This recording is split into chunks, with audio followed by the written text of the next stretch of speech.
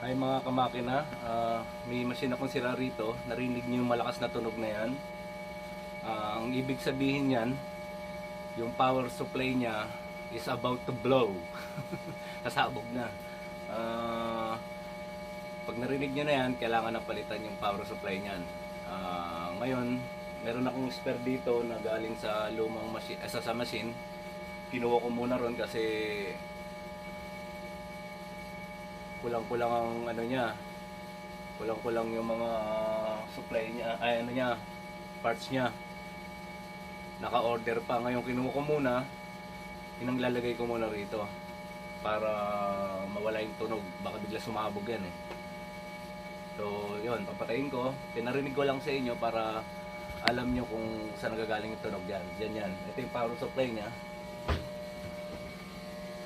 Ito. Yan ang power supply niya. Ito may saksakan. Yan ang papalitan ko ngayon.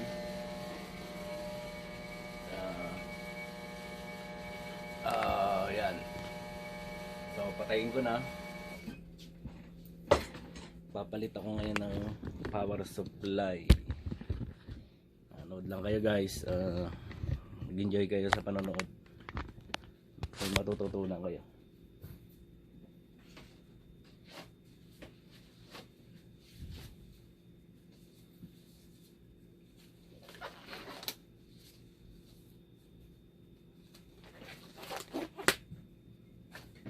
First thing, tanggalin muna natin itong nakasaksak.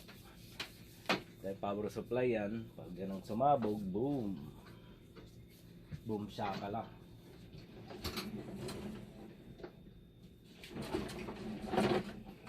Nagkabila. Maganda tingnan. Yan. Natanggal ko na kanina. Kalimutan ko na naman mag-video. Kukunin ko lang muna yung screw natin, ang screw natin dyan. Ito na lang siguro. First thing, tanggalin nyo muna yung mga lahat ng screw. Ito nakasaksak yan.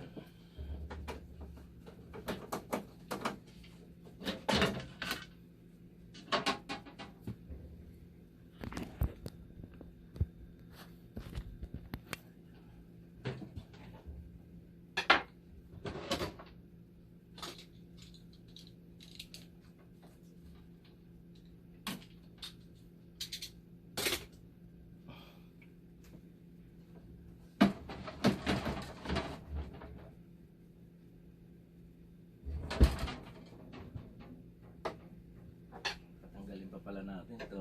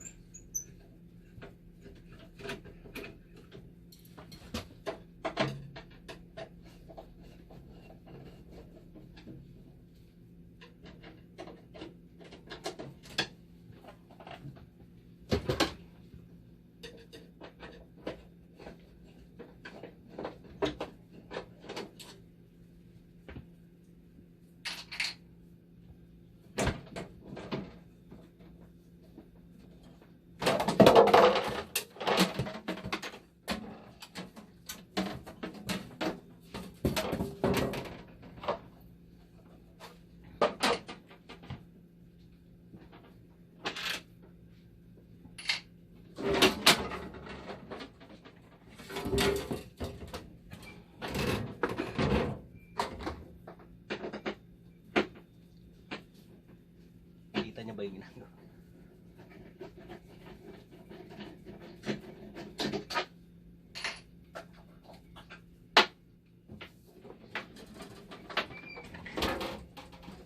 Lain niya yung machine.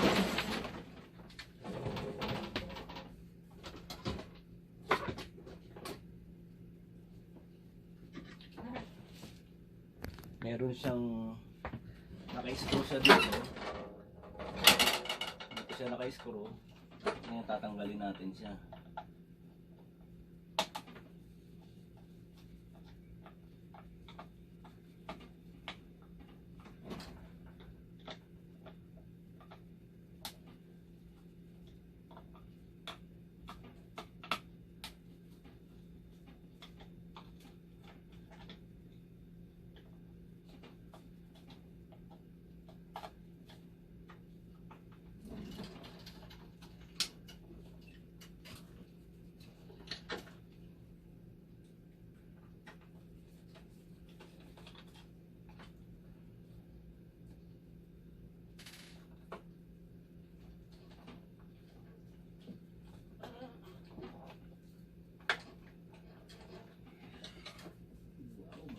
isa.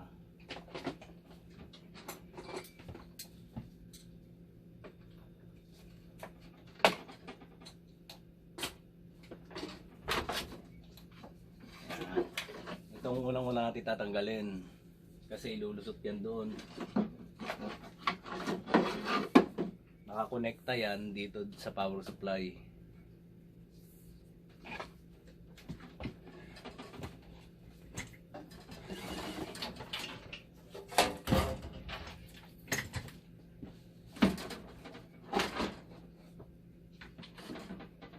Tanggalin muna natin to.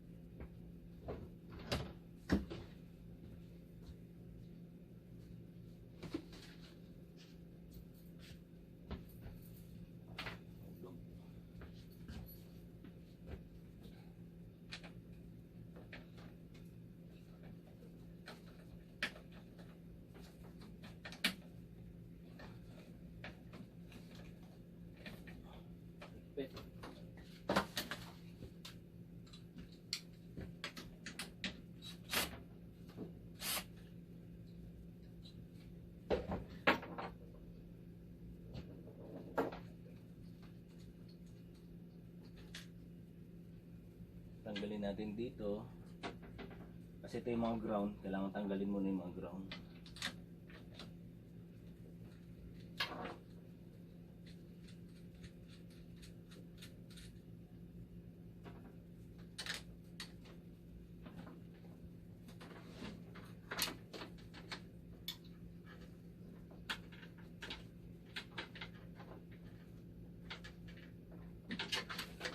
I-place ko lang dito para alam ko kung ano yung mga ibabalik ko dyan. Ngayon, nilulusot ko na itong wire niya.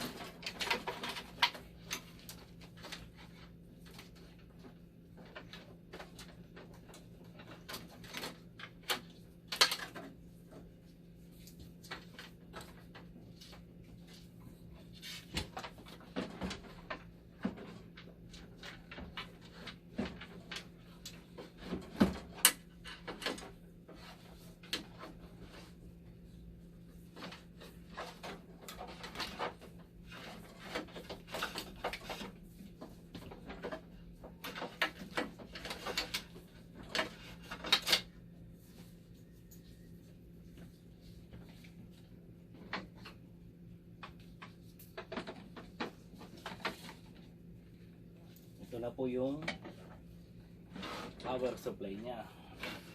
Yan. Yan na yung power supply niya. Kasabog na yan, kaya tumutunog na gano'n. Hindi masasabog, masunog. Pero mainang sabog lang. Basura na to, tatapon na to.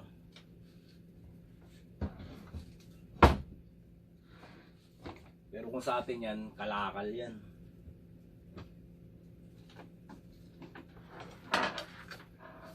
Ito naman, nilisan muna natin. Nilisan ko lang, makalikabok.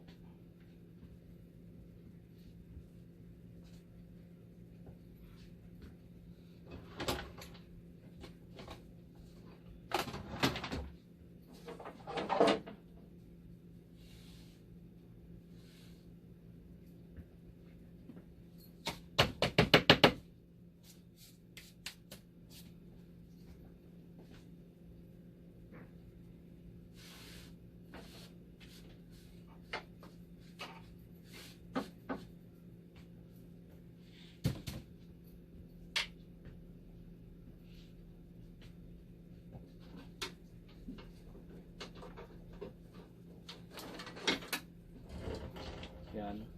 Pakita ko sa inyo yung ano. Ito yung galing doon sa kabilang machine. Tapos yung tinanggal ko ito. tinanggal ko. Ito yung galing doon sa kabilang machine. Total, hindi naman ginagamit yun mga 2 weeks ago. 3 linggo na yata. So, kinuha ko muna para ito magamit. Kasi yun, kulang-kulang na yung pyesa niyan eh. Ito, power supply lang ang problema. Yan, palagay ko na siya.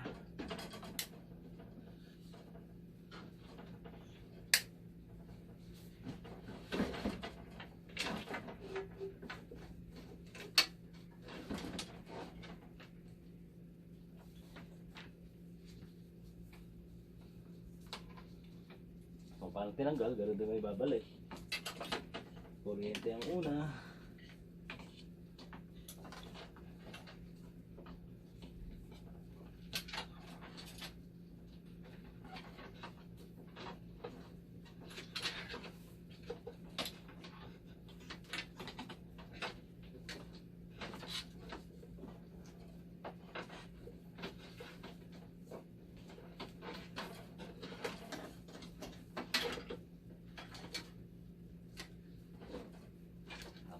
Ibalik natin yung mga ground.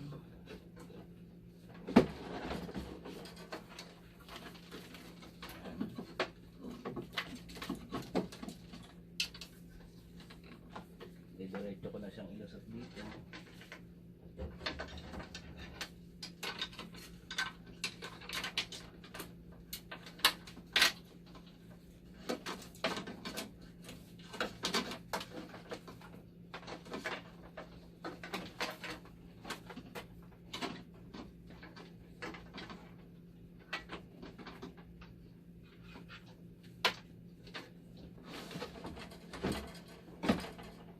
Ngayon, babalik natin itong mga ground.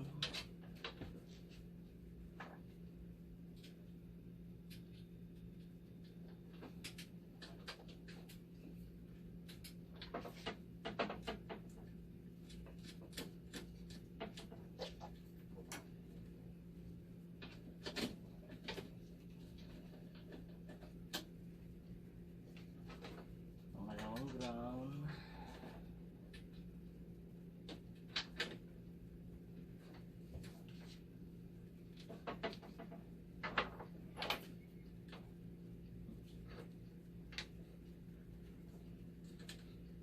Bumibitaw.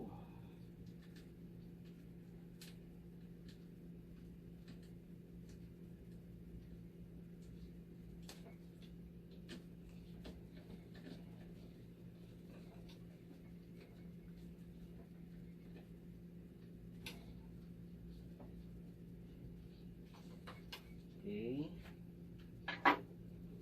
Sunod. Ito.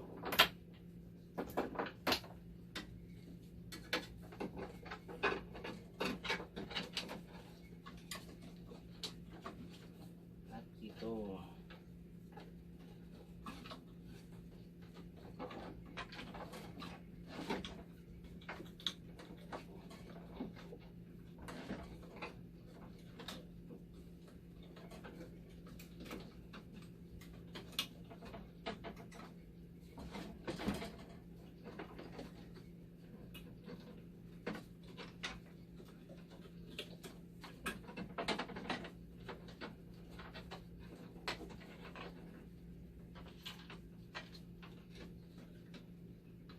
Sakto na. Sasaksak ko na rin to para sa monitor.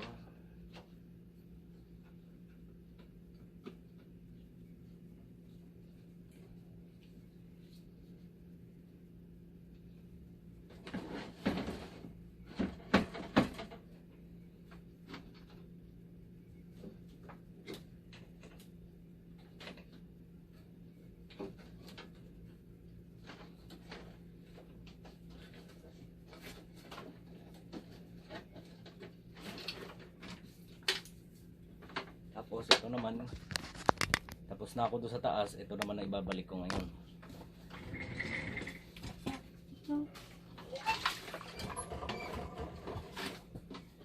Ikan pa ako mabasa.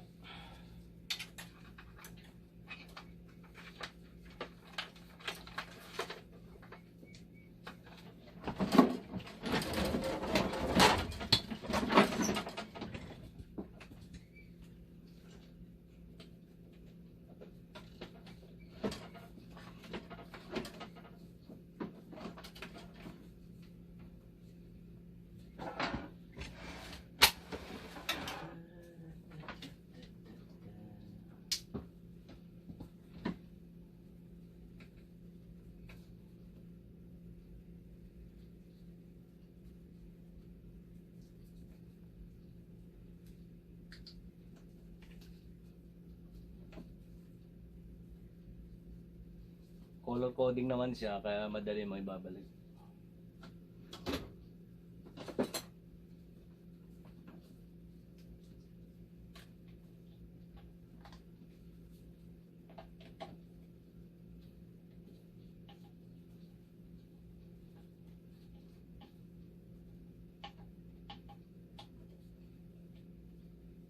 Sunog blue.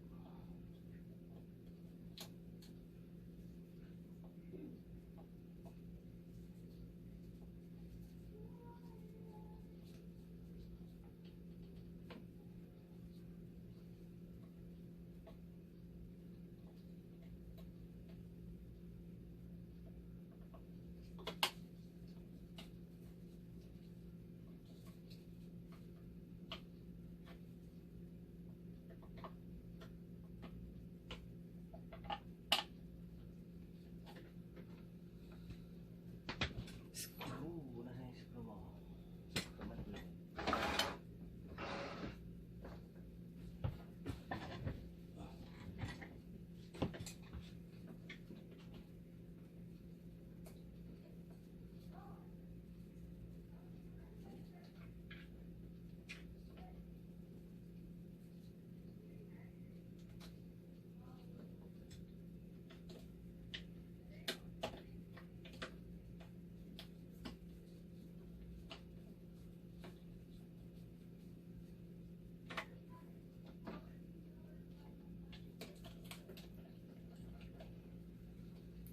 Okay. Balik na natin. Double check bago natin patakbuhan. Check, double check kung may naipit. Tingnan natin kung may naipit o wala. Ayan.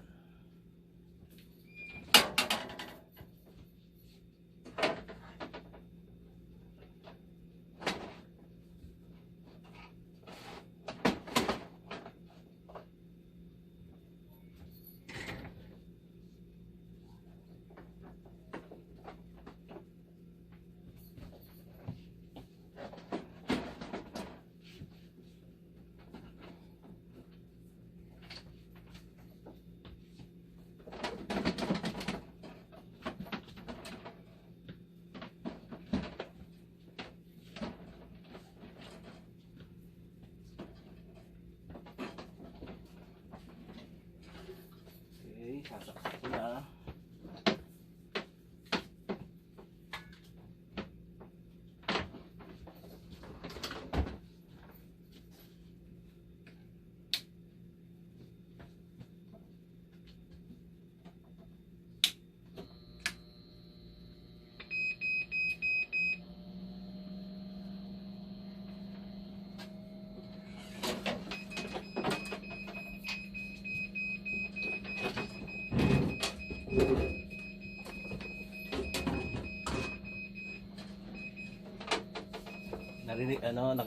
Narinig nyo, wala na siya yung malakas na hatunog. Wala yung ganon. Dahil yun sa super power supply.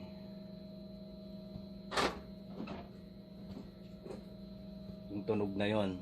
Ngayon wala na siyang tunog kasi binalitan na natin ng ibang power supply. Hindi naman siya bago. Galing siya sa ibang machine, machine na yun hindi naman ginagamit.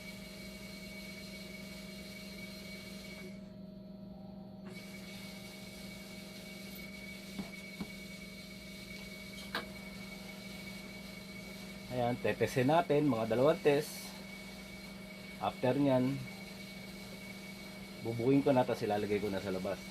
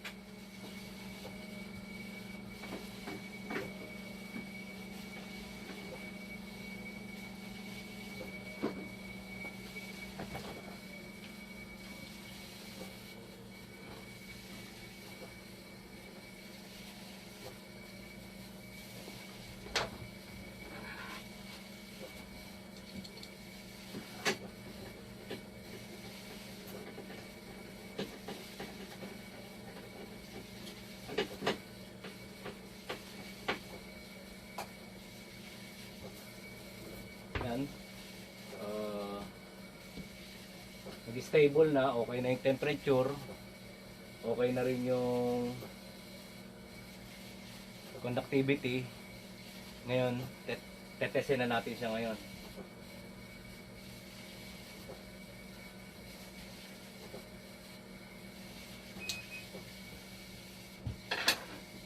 Habang binubuo ko siya, nagtetest.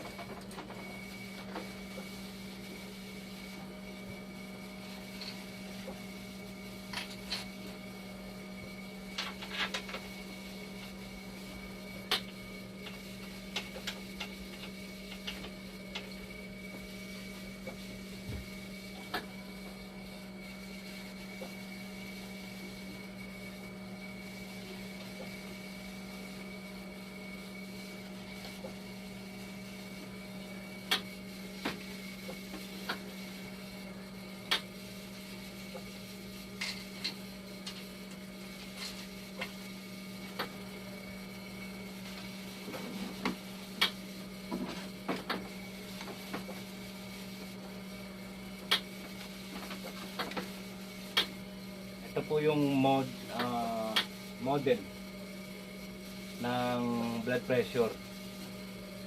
Ito po yun. Pag nagte-check ka ng blood pressure, ito yung makina niya.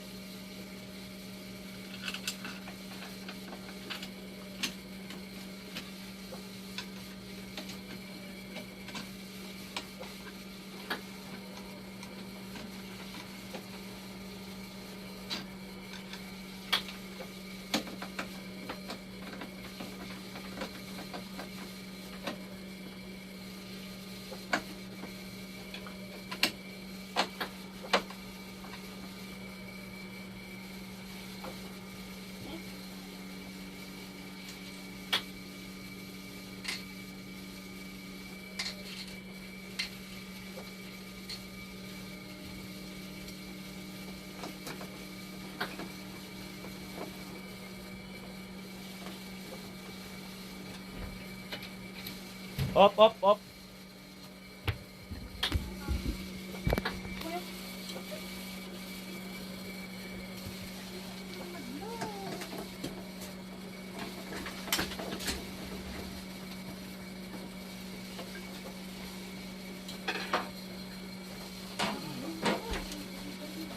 May bisita ako. Tago natin siya.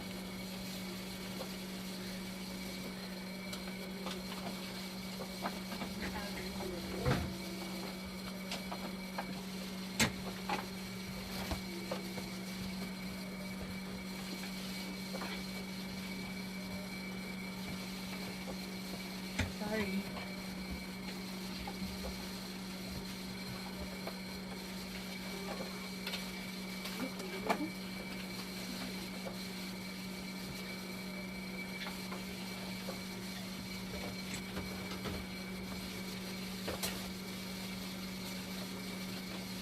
Ito naglilik.